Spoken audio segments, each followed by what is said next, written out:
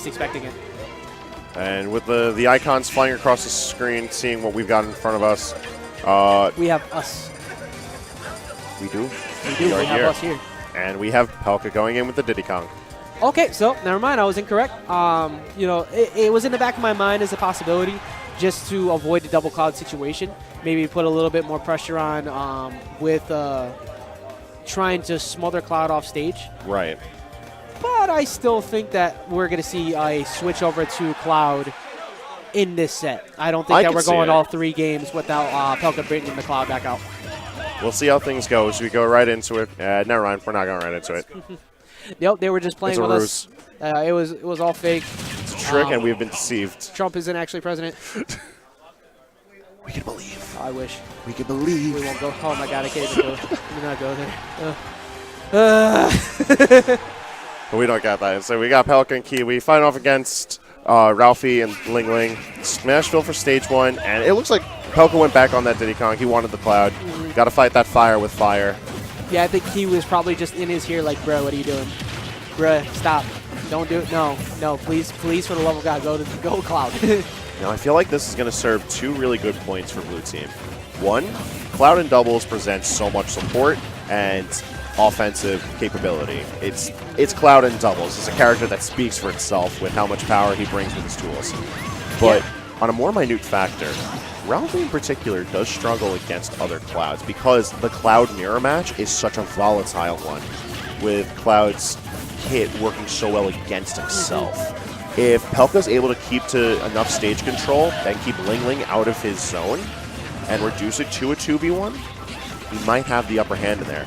That being said, though, Ralphie has been hard on the grind with this matchup, and it has faced off against countless other Clouds. And beneficial to Ralphie, he has the partnership of LingLing, who we saw was already ready for him at the perfect angle for that dash attack to follow up with that fair to get that kill on Kiwi. On a side note to that, as you say, the weakness one of his weaknesses is the Ditto. Pelca's actually really good at the Ditto for the most part. So maybe it comes in that Pelca might ends up winning it, but I think to do with the fact that they both have to worry about that other partner just lingering around and being annoying to keep him off. LingLing has allowed Ralphie to come out in those situations where they've met face-to-face way more because LingLing's just floating around there with a possible Nair or Fair to break it up. Right. So far, just actually still living off of that. The red team just is refusing to die. Never mind. You know, it's my job around here to give somebody a compliment so they could die immediately after. Like that. Commentator's curse coming in clutch right now. I get paid for my commentary curses. It's not good. I can't force them on my own brackets, but, you know, hey. Pretty good stuff, though, on Blue Team, keeping their composure, even though they've taken a lot of damage so far, because it did not look like Red Team was planning on losing any stocks anytime soon. Yeah, Red Team keeping their composure very strong, and they've done a very good job of, you know, not only building up damage well, as can be clearly seen on the screen, but they're keeping a very defensive positioning. It's very clear that they want Ralphie control center stage, control the platform. Once things become an off-stage play, let LingLing carry the field. And you see that emphasized really hard just by these kills that were just dropped. Pelca not having any of it goes for that limit finishing touch, and Ralphie killing right off on the opposite side. Yeah, can we talk about the fact also that all of a sudden we're at a 3-3 match? Like, that disappeared so fast. Like, Blue Team just kind of kicking it up a notch. Very smart. Oh, but then again, getting deleted off of stage there was Pelca stock. And back to a 3v2 match. But at one point, they were down like 5-3. So this has been a very good comeback for the most part on Blue Team if they can keep the composure and get rid of, kind of smother Ralphie, I think. Because normally I'd say smother LingLing with his survivability, but I think that Ralphie's been putting in way too much work for them to be comfortable, and they need to get rid of the guy who's been sealing out the stocks and combo extensions the most right now. Right. But Ralphie with an immaculate edge guard and some pressure to back off too. Like, Pelca had great stage positioning on him, and he actually got turned into disadvantage just like that. One thing I'd like to note, though, is completely different from the past couple of sets that we've seen, is that Kiwi hasn't been able to present a lot of pressure on the field. As we even saw in that last instance, her own bonus fruits are being turned against her by this team. Both members of Red Team are showing a lot of awareness for what this team can offer for pressing away pressure. And Red Team doesn't look very phased right now. something I forgot to mention as well from before is that when I was discussing the fact that Kiwi who should probably be a little worried about the fact that there's going to be a Cloud on the other team, LingLing's item play is insane. Like, LingLing plays Peach, and he's played against Kiwi a lot. He's also teamed with Kiwi a lot, so he knows how our item play is going to work. And just like that, she switches to the pit on game 2. You know, it's when you have Cloud smothering you with the nairs and staying in your face and not letting you get that stage positioning, while also having Ling abuse your items a little bit more than you are, it's not set for a good time, especially in doubles. Certainly. Game 2 runs us back to Smashville, and with the pit change, I feel like there's a bit more hope for blue team. That being said, it's going to ultimately be all about how well is Kiwi going to use pit's tools to force members of red team off stage.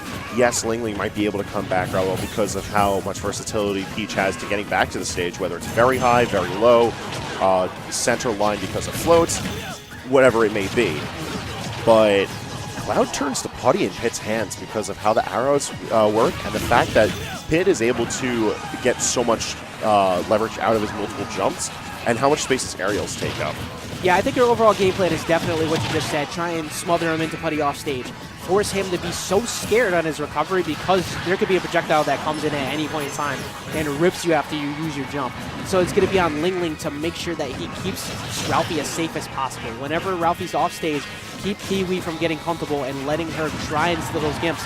But Kiwi getting a raw F smash on the side there, calling out that ooh! We see the Orbitar's edge guard, and I love it. It's a very interesting tech that not a lot of pits get a chance to use because it's a very risky gambit. The Orbitars do not have that great of a collision box to force off.